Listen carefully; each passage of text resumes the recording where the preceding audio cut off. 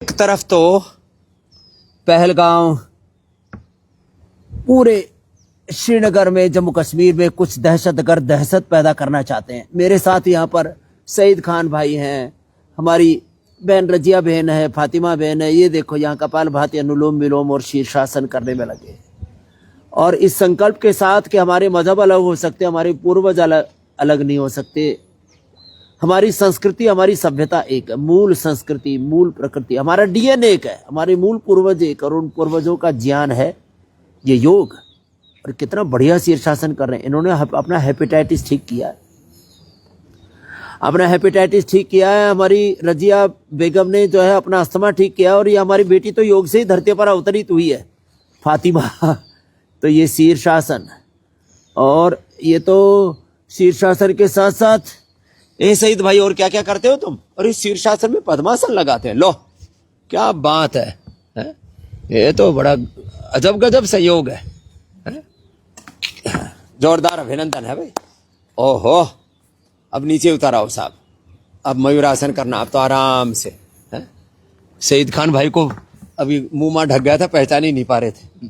है? अब मयूरासन करो। उधर हमारे किरीट भाई लगे हुए हैं, ये देखो 78 की उम्र में किरीट भाई मेहता हमारे सूर्य नमस्कार करने में लगे, और इनका अनुकरण हमारी मैया भी कर रही है, तरुणा। क्या बात है अम्मा। और देखो क्या, ये तो जब बड़े वाले मोर की तरह पूरा जबरदस्त संतुलन है साहब। क्या गजब है। और क्या क्या करते हो?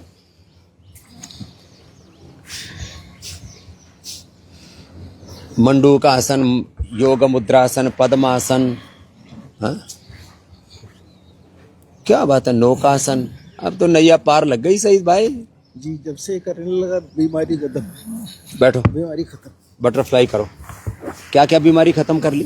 अरे सबसे बड़ी तो थी हेपेटाइटिस, उसकी वजह से शुगर हुई। शुगर, दवा खाते खाते शुगर हुई। शुगर के बाद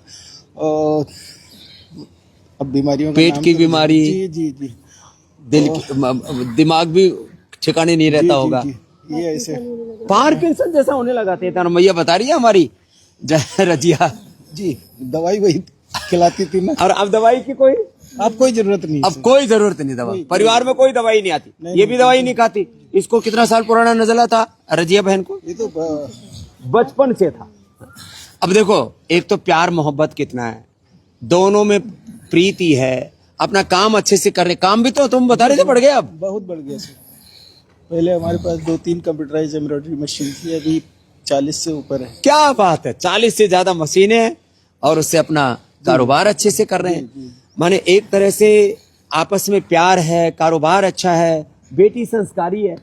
करो अनुलोम विलोम करो बाबू। आप तो देखो, ये कपाल भाती, अनुलोम विलोम सारे योगाभ्यास करती है। और एक दिन ये स्कूल में जा रही थी, इंग्लिश स्कूल में पढ़ रही थी जी जी। और जो है उसको वहां तो इंग्लिश स्कूल में वहां तो बता दिया खुदा अल्लाह और गॉड एक है। फिर इसने देखा ओम को, ओम नमः शिवाय, ओम समय मंदिर में देखा। हमारे बिल्डिंग में 11 माले का टावर है, 21 माले का, तो उसमें मैं 11वें फ्लोर पे रहता हूँ। मंदिर मिलता है, तो ये बोलती है। बैठो किरीट भाई, प्रणाम करो आप। हाँ, बैठो अम्मा तरुणा। वो बोल, आगे आ जाओ। बेटी पूछ रही कि ये ओम नमः शिवाय मत बोला करो। तो मैंने कहा बेटिया क्यों नहीं बोला जाए? तो मैंने कहा गार्ड समझती है? बोले हाँ। तो हमने कहा ओम भी गार्ड है। हाँ, ये गार्ड और खुदा तो अल्लाह तो एक ही है बोली। हाँ जी। वो बोले गार्ड और अल्लाह तो एक है। तो इन्होंने बताया जैसे गार्ड अल्लाह एक है, वैसे ओम नमः शिवाय भी एक ही है, ओम भी एक ही है। एक ही ईश्वर। हमारे यहाँ तो उपनिषदों में, वेदों में एक ईश्वरवाद की, एक ही ईश्वर सृष्टि के जर्रे जर्रे में, कण कण में, पूरे ब्रह्मांड में एक वो तो शक्ति है ना। जी जी जी। तो इन्होंने ये संस्कार दिए एकता के। और ये भी एक बात सईद भाई कि आज से 500, 1000, 2000 साल पहले हमारे पूर्वज, आप अपने मुंह से बोलो ना, मैं तो रोज बोलता हूँ, हमारे पूर्वज एक थे। हमारे पूर्वजों की संस्कृति, हमारी प्रकृति सब एक थी। हमारा डीएनए भी एक है। हमारे बड़े बुजुर्ग एक थे, मिलजुल के रहते थे। वक्त के साथ हमारे मजहब, पूजा पाठ को तो तरीके बदलाव हो सकते हैं, जिससे न्यू जनरेशन में कुछ बदलाव होते हैं, बड़े बुजुर्गों में कुछ बदलाव होते हैं, खान पीन में, पहरावे में बदलाव होते हैं, लेकिन इसके कारण से हम एक दूसरे से नफरत तो नहीं कर सकते। बिल्कुल। ये जो नफरती एजेंडा चलाने वाले लोग हैं ना, कुछ लोग हैं, कुछ परसेंट चंद लोग, लेकिन वो नुकसान तो बड़ा करते हैं। वो सबका नुकसान कर रहे हैं। इधर आ, ये चश्मा उठा देखो उधर से। ये जो है ना हमारी बहन फातिमा जो है, ये इसके भी दिल में ना बड़ी चोट पहुंचती है जब तुम ये देखती हो कि लोग जो है इस्लाम के नाम पर, कुरान के नाम पर, मुसलमान के नाम पर जब ये आतंक फैलाते हैं, जैसे अभी तुरंत की घटना पहलगाम में जो हुआ, ये जो आतंक फैलाते हैं, आप क्या कहोगे? चलो कहेंगे ये तो समझदार है, पढ़े लिखे हैं। हाँ, बहुत गलत है, बहुत गलत है ये चीज। ये होनी नहीं चाहिए। ये इस्लाम के, कुरान के, हाँ, ये सब मुसलमान के दुश्मन हैं या उनके? सब नहीं, सब दुश्मन है, इस्लाम के भी दुश्मन है। हाँ। हमारे कुरान में है ही नहीं है ये। अब बताओ, ये कुरान की चादर ओढ़ करके, मुसलमान और जो है इस्लाम का लिबास ओढ़ करके, और जो है वो एक दहशतगर्दी फैलाने वाले के, ऐसा योगी जीवन हो जाए ना सबका, तो पूरे हिंदुस्तान में कोई झगड़ा, कोई फसाद, कोई घृणा, कोई नफरत, कोई हिंसा, कोई क्रूरता मतलब ही नहीं। तन भी स्वस्थ, मन भी स्वस्थ, जीवन भी स्वस्थ, और अपने इंसान सुकून से। हाँ, सब प्रकार से सुखी, कारोबार भी अच्छा, व्यापार भी अच्छा, परिवार भी अच्छा। योग जोड़ता है, योग करेंगे सब ठीक हो जाएगा। योग जोड़ता है। तुमको इतना प्रेम कैसे हो गया मेरे से, हैं मेरे भाई? मैं इसलिए थोड़ा सा इसलिए कह रहा हूँ इन बातों को कि कुछ लोग तो हमेशा ही नफरत का एजेंडा चलाते रहते हैं जी। अब तो हाँ। मैं जिस गांव में पैदा हुआ, केमोपुर तो जिला रायबरेली, तहसील सलोन, तो तुम रायबरेली से थे पहले, फिर उधर मुंबई चले गए? मुंबई 20 करीब 45 साल हो गए। काम के लिए चले गए? जी। पढ़ाई खत्म किया तो मुंबई आ गया। पढ़ाई क्या किया आपने? पढ़ाई मैंने 12वीं तक किया है, लेकिन 12वीं तक मैंने संस्कृत नहीं छोड़ी। क्या बात है, संस्कृत भी पढ़े? ये पढ़ने से ना देखो कितना अच्छा होता है, जब संस्कृत पढ़ ली तो अपनी संस्कृति के मूल तत्वों से जुड़ गए। जी। प्रॉब्लम वही है कि लेकिन आपके तो पूर्वजों में वो सुभाष चंद्र बोस की फौज में भी तो रहे। हाँ, हमारे दादाजी आजादी की जंग में स्वेच्छा से गए, स्वेच्छा से उनके गए। पास सब कुछ था। बड़े जमींदार थे।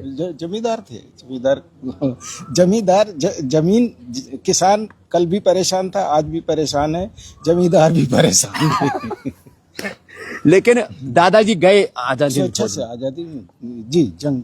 ये वाला जो हिंदुस्तान है ना, ये देश को बचाएगा। तो इसलिए मैंने आज कहा, आतंकवाद के इस पूरे जहरीला वातावरण जो कश्मीर से लेकर के हर गांव, गली, मोहल्ला, मंदिर, मस्जिद में जो खून खराबा करना चाहते हैं आतंकवादी लोग, आतंकवाद के बीच में हमने ये योगवाद के, अध्यात्मवाद के, राष्ट्रवाद के आज आपको स्वर यहाँ से सुनाए।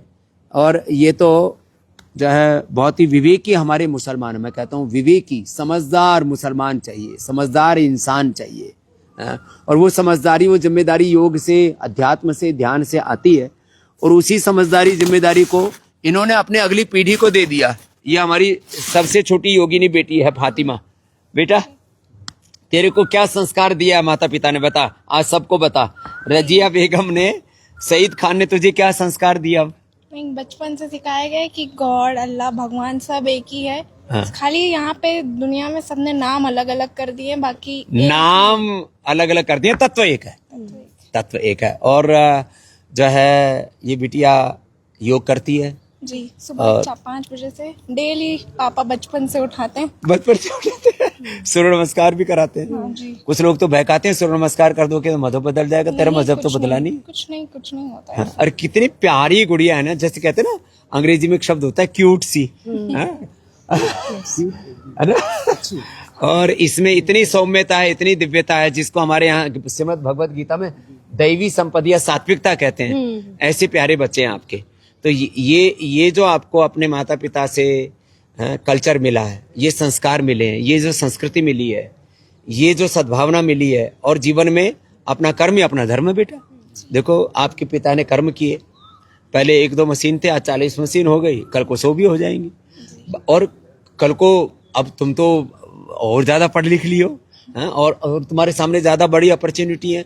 तो जीवन में स्वस्थ बनो। ये ताइक्वांडो में कोल्हापुर चैंपियन भी है। क्या ताइक्वांडो में चैंपियन भी है? हाँ?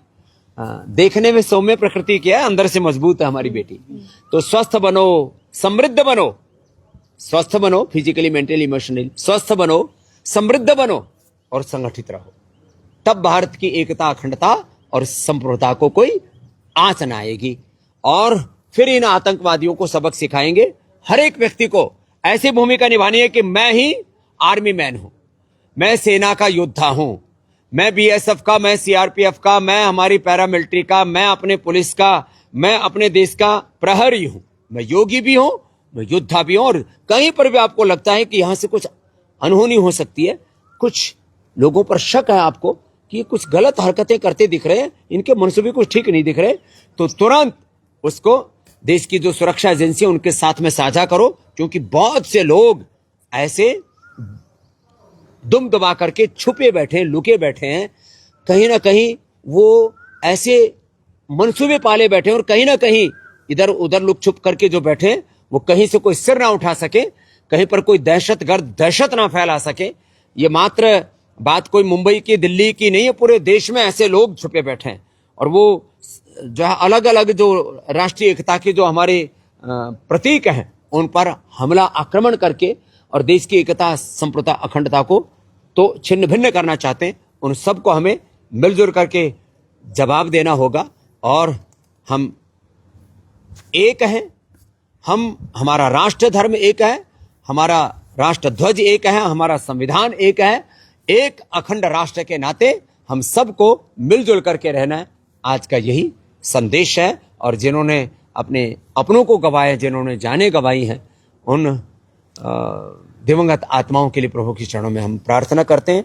और ऐसे किसी भी प्रकार की अनहोनी से हम देश को हमेशा हमेशा के लिए बचा सकें, ऐसे भी पूरे देश में प्रभु शौर्य भरे, ये भी प्रभु के चरणों में, उस खुदा अल्लाह ऑलमाइटी गॉड भगवान के चरणों में हम याचना करते हैं। ओम राष्ट्राय स्वाहा, ओम भारत माता की जय, वंदे मातरम, हिंदुस्तान जिंदाबाद। जिंदाबाद।